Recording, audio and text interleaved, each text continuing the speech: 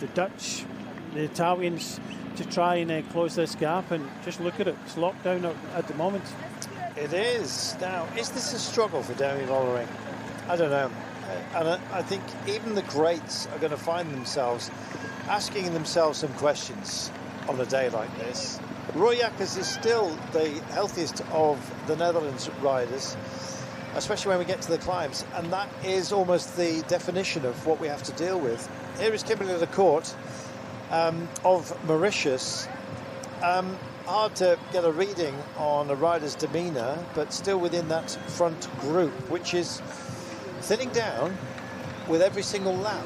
Now, we thought there's a potential, some thought there was a potential to go from 3 laps out. This is that margin now, just about.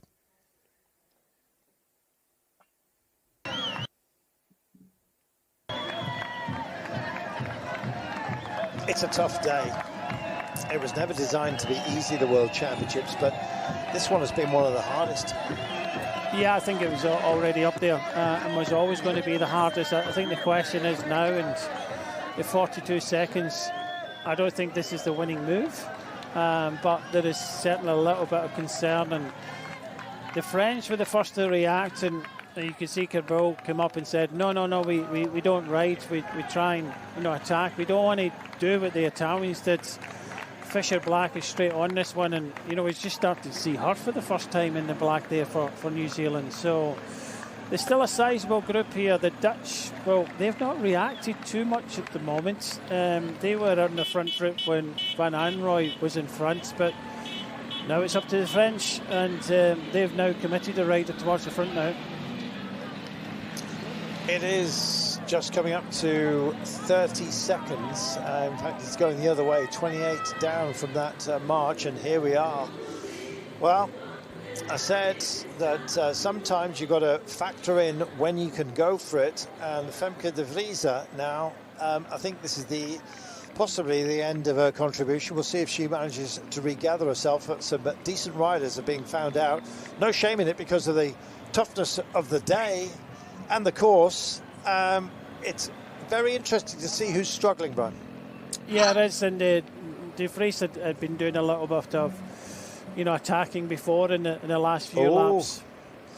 That looked like a lack of cohesion, and some words have been exchanged.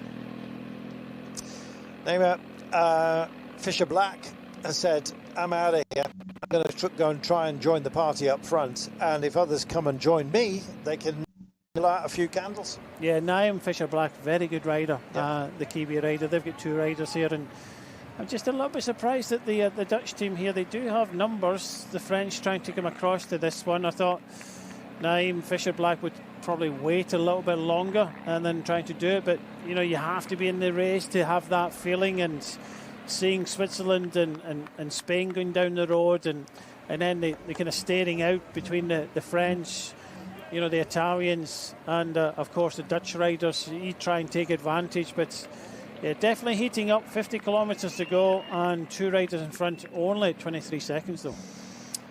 Big close downs, another of these pesky corners. A little bit of dampness here as well. Looks like we've had a shower through just on this part of the course, and time for this pair to kind of bury the hatchet, really, because they're clearly not working at their most effective. Mario Benito asking a couple of questions of Roig a few moments ago.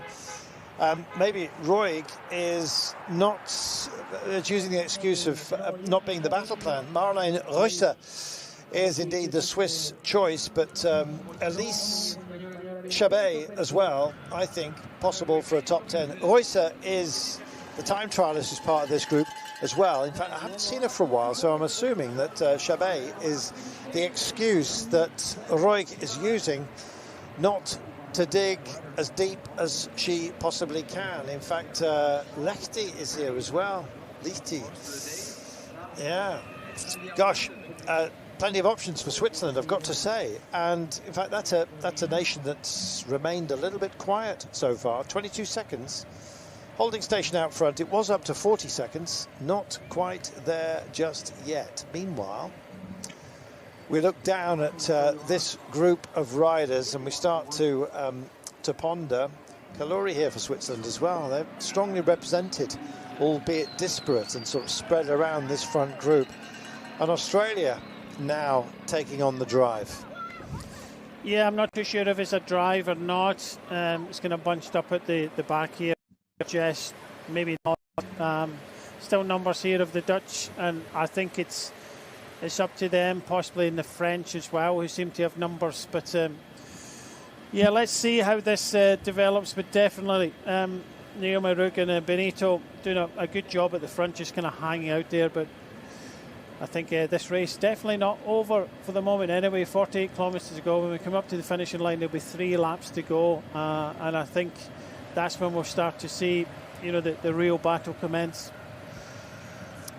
One of the highest speed parts of our circuit. You're looking at it right now. The average pace has picked up. We'll get a new definitive as to how quick this lap was in a short while.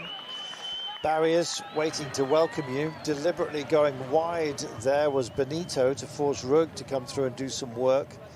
Clearly an argument about work rate within the pairing up front. Always difficult when there's 2 of you, Brian. There's always going to be somebody who's stronger and somebody with an excuse. And fatigue, tiredness comes into play as well. Exactly. And, you know, this distance out as well. And like you say, only 2 riders. But let's see. As you said, the Hungarian Vas, who's on the attack, she comes into that corner in 3rd place. But this will be testing now, because I think we may see a reaction on this cobbled climb this time.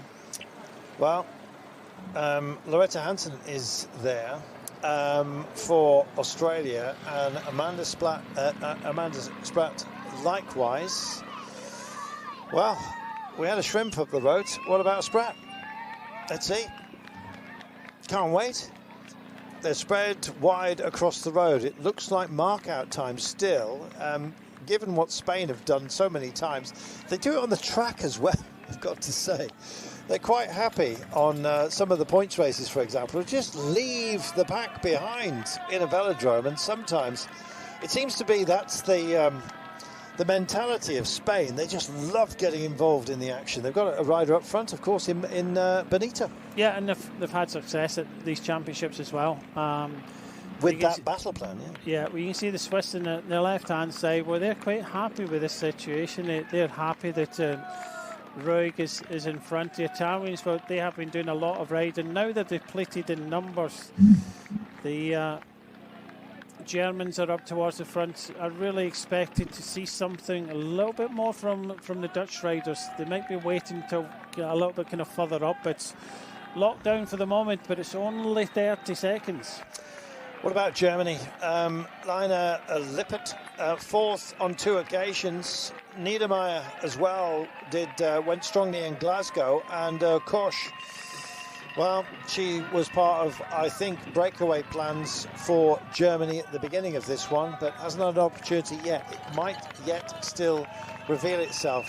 Just looking at the chains getting very animated here, courtesy of the uneven surface. We've seen chains thrown, haven't we? Yeah, a couple of times, but different contrasting styles there, with Benito pedaling with a higher cadence and Naomi Roig going with a little bit more of a kind of powerful display up this cobbled climb. Well, Elise Chabet is here at the front of proceedings for Switzerland. Meanwhile, Roy Jacker is at the back on the climb here after having done a lot of for the Netherlands there in the bright orange, number 8, having